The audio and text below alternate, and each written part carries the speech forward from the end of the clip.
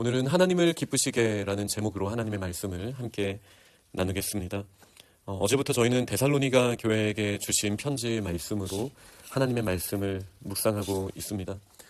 바울의 전도 여행, 2차 전도 여행 때 이제 유럽 전도를 시작했죠. 그중에 데살로니가는 이 그리스 지역의 북쪽인 마게도냐의 주도였다라고 말씀을 드렸었습니다. 빌립보를 지나 마게도냐에서 복음을 증거했지만 그곳에서 너무나 심한 박해가 일어나서 데살로니가 교인들은 바울을 피신시켰습니다. 그래서 이제 남쪽으로 급하게 갈 수밖에 없었죠. 성경에 기록되기로는 새 안식일을 회당에서 말씀을 전하였다. 그러나 이제 데살로니가서 오늘 본문을 포함해서요. 그곳에서 밤낮으로 일하며 수고하며 복음을 전했다라는 말과 이 유대 관계를 봤을 때 아마 3주보다는 조금 더 있었을 수 있겠습니다. 복음을 회당에서 전한 거는 2주가 조금 넘는 3번의 안식일을 전했을지라도 아마 조금 더 그곳에 있었을 거라는 것을 저희가 충분히 유추할 수 있지만, 그러나 전체적으로 봤을 때 그곳에서 그들이 함께 했던 시간은 고린도의 1년 반과 비교할 수 없는 아주 짧은 시간을 있었죠. 그래서 남쪽으로 이동한 후에 얼마 되지 않아서 바울은 이 서신을 바로 데살로니가에게 보내어서 그들에게 전한 복음을 다시 정확하게 하고, 그리고 그들이 고민하고 있었던 문제에 대해서 나누고 있음을 저희가 어저께 나누었고 또 계속 보게 될 것입니다. 오늘은 하나님을 기쁘시게라는 제목으로 제가 말씀을 정하였습니다. 하나님을 기쁘시게 한다라는 것은 복음이 그 중심에 있습니다. 4절에 보니까 오직 하나님께 옳게 여기심을 입어 복음을 위탁받았다. 우리가 이와 같이 말하면 복음을 전하는 것은 사람을 기쁘게 하려는 것이 아니고 하나님을 기쁘시게 하려 함이라. 그들의 이 목숨까지도 아끼지 않는 사역의 중심에는 이 복음이 있었고, 이 복음은 하나님을 기쁘시게 하는, 그리고 이 복음이라는 이름 자체가 기쁜 소식이잖아요. 하나님께만 기쁜 소식이겠습니까? 하나님 안에서 우리 사람들에게도 기쁜 소식이기에 또 결국은 사람을 기쁘게 또 하는 복음이지만 그 중심에 흔들리지 않는 하나님 중심이 있다라는 것을 저희가 보게 됩니다. 이 복음은 세상의 말들과 굉장히 대비가 됩니다.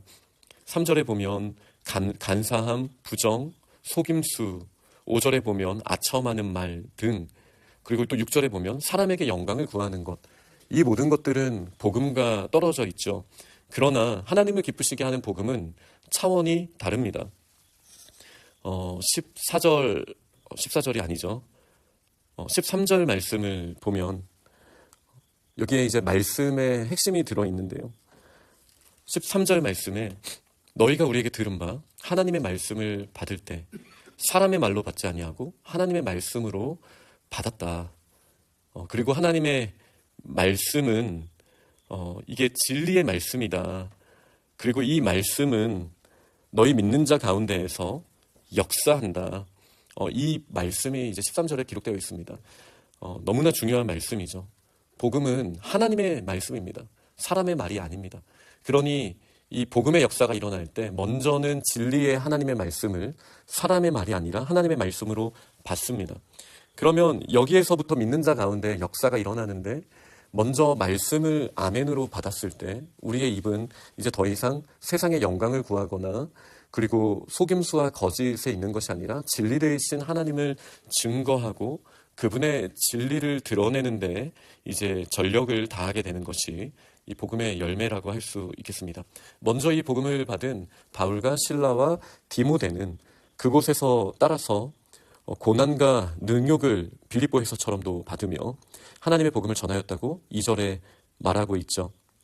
그리고 7절을 보면 사도 예수 그리스도의 보내심을 받은 자로서의 권위를 주장하고 그들에게 먹을 것을 포함한 모든 것을 다 요청할 수도 있었지만 그런 것을 주장하지 않고 오히려 그들을 자녀를 기름같이 양육하는 데 최선을 다하였고 목숨까지도 내어주기를 기뻐하였다. 이렇게 증거하고 있습니다. 또 9절에 제가 아까 말씀드린 것처럼 밤낮으로 수고하여서 일하면서 너희 아무에게도 폐를 끼치지 않으려고 우리가 힘썼다. 그리고 거룩하고 옳고 흠없이 행하였다. 이렇게 이야기를 하고 있습니다. 그들의 삶은 세상이 말하는 삶과 전혀 다른 삶이었습니다. 그들은 거룩하고 흠없는 모습을 위하여 노력하고 또 복음을 증거하고 그리고 다른 사람들을 대할 때 목숨까지도 아끼지 아니하였던 모습, 선한 목자이신 예수 그리스도를 본받은 예수 그리스도를 닮아가는 모습이 그들에게 있었죠. 이 모든 일이 어떻게 일어났습니까? 복음이 그들에게 심겨졌었기 때문입니다. 그리고 이 복음을 받은 이 바울과 디모데와 실라가 이렇게 본이 되었던 것처럼 데살로니가 사람들도 그러한 모습으로 성장하고 있다라고 이야기하고 있습니다. 저희도 마찬가지죠. 우리가 그리스도인으로서 하나님 앞에서 이렇게 헌신하고 기도하고 나아가는 이유가 무엇입니까? 하나님을 기쁘시게 하는 그 유일한 복음이 예수 그리스도로 말미암아 의롭게 되는 이 복음이 우리에게 주어져 있기 때문이지 않습니까? 이 복음이 우리를 변화시켰고 이 복음이 세상을 변화시킬 것이기에 우리는 이 복음에만 소망을 두고 마치 데살로니가에서 자신의 유익을 구하지 않고 또 자신의 영광을 구하지 않고 하나님을 기쁘시게 하는 복음의 사역을 감당하였던 이 사도들처럼 저희 또한 그런 믿음의 자리에 나아가고 있는 줄 믿습니다. 또한 오늘 본문에 보면 이런 모든 복음의 사역은 너희를 부르사 자기 나라와 영광에 이르게 하신 하나님께 합당히 행하게 하려 함이라. 복음, 구원에 이르는 기쁜 소식일 뿐만 아니라 구원받은 자들이 하나님의 기뻐하시는 자녀로서 합당하게 성장하는, 행할 수 있도록 성장하는 구원의 적용의 모습까지도 오늘 초청하고 있습니다. 이렇게 믿음의 사람들이 먼저 예수 그리스도의 본을 받아서 하나님을 기쁘시게 하는 복음에 합당한 삶을 살 때 그 영향력을 받고 있는 사람들에게는 그런 모습으로 말미암아 하나님의 나라의 영광에 이르게 하시는 하나님께 합당한 모습으로 행하는 성도가 그렇게 하나님의 자녀다운 모습으로 성장하는 하나님 나라의 역사가 일어나게 되는 것이죠. 그렇기 때문에 우리는 어저께 말씀을 봤던 것처럼 하나님의 복음이 선포되었을 때 큰 능력과 성령의 역사가 나타나는 것이에요. 우리에게 복음이 있기 때문입니다. 이 복음, 사람의 말이 아니라 하나님의 말씀을 우리가 하나님의 말씀으로 받아들일 때 이러한 놀라운 역사가 일어나게 되는 줄 믿으시기 바랍니다. 오늘 본문의 마지막으로는 유대에 있는 교회와 이 그리스에 있는 교회의 공통점을 이야기합니다. 14절 말씀을 보면 형제들아 너희가 그리스도 예수 안에서 유대에 있는 하나님의 교회들을 본받은 자가 되었다. 그들이 유대인에게 고난을 받은 것 같이 너희도 너희 동족에게 동일한 고난을 받았다. 이 이스라엘 땅에서 유대인들에게 이스라엘의 교회가 핍박을 받았죠. 사실 이 말은 바울이니까 할 수 있는 거예요. 바울이 그랬잖아요. 바울이 유대인의 대표로서 교회를 핍박했던 사람입니다. 그렇기 때문에 바울은 이렇게 말할 수 있는 것이죠. 그들은 주 예수와 선지자들을 죽이고 우리를 쫓아내고 하나님을 기쁘시게 하지 않았다. 오늘 본문의 맥락에서 하나님을 기쁘시게 하지 않았다라는 이 말씀은 복음과 정반대되는 모습. 무엇이죠? 사람의 영광을 구하고 자신의 행위를 드러내고 자신의 의를 구하였던 바리새인, 바울이 바로 바리새인이었잖아요. 바리새인과 같은 모습으로 나아갈 때 하나님의 복음을 증거하는 자들을 핍박하는 일들이 일어날 수 있다는 거예요. 그런데 그 모습처럼 이 마게도니아 지역을 대표하는 데살로니가에 있는 교인들 또한 그곳에 있는 그리스인들이 그들을 핍박하고 박해하는 일들이 일어난다는 거예요. 이 말은 어떤 말이죠? 세상이 봤을 때 주변인이 되어버렸다라는 거예요. 이스라엘의 공동체에서 바리새인을 포함한 중심부에 있었던 유대인들, 그들이 봤을 때 이 이스라엘 사람들은 뭔가 다른 이야기를 하고 다른 일들을 합니다. 그것을 하나님을 기쁘시게 하는 모습이라고 바울은 오늘 표현했죠. 그곳의 주변부로 이제 평가를 받는 그 사람들은 박해와 핍박을 또 고난을 받고 있습니다.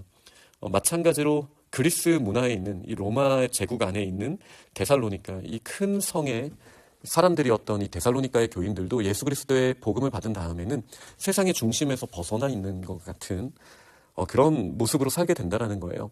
그런데 제가 지난 컨퍼런스 때 이제 제2세 교육에 대해서 저희 다음 세대 미국에서 태어난 우리 자녀들에 대한 교육에 대한 세미나를 들을 때 그때 그 강사분이 해주셨던 말씀이 뭐냐면 이 주변부로 하나님이 보내주신 이유는 우리가 익숙한 원에만 머무는 것이 아니라 그곳을 중심으로 한 훨씬 더 큰 원의 하나님의 나라의 확장을 위한 과정이다라는 말씀을 주셨죠.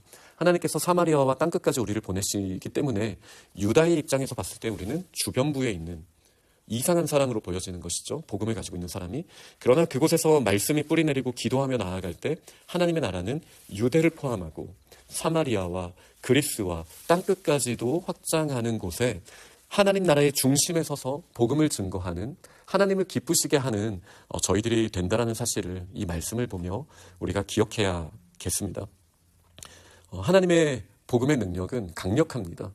우리를 익숙한 곳에만 머물게 하시고 사람을 기쁘게 하는 말, 아첨과 탐심과 온갖 속임수에 머물러 있었던 우리의 과거의 모습과 다르게 사람의 말이 아닌 하나님의 말씀이 우리 안에 뿌리 내리고 있으니 옳고 거룩하고 흠없이 행하게 하는 하나님 나라의 능력이 이미 저희에게 임하였습니다. 이 말씀을 가지고 이제 하나님의 나라를 증거하며 나아갈 때 복음의 역사가 유다에만 머물고 소아시아에만 머문 것이 아니라 저 유럽에서도 하나님의 나라가 강력하게 임하였던 것처럼 지금 우리가 밟고 있는 이 땅 가운데에도 하나님 나라의 참 복음의 능력이 우리의 삶을 통해서 강력하게 드러나게 될 줄 믿습니다. 그렇게 승리하는 믿음의 사람들이 다 되시기를 간절히 축원합니다. 아멘.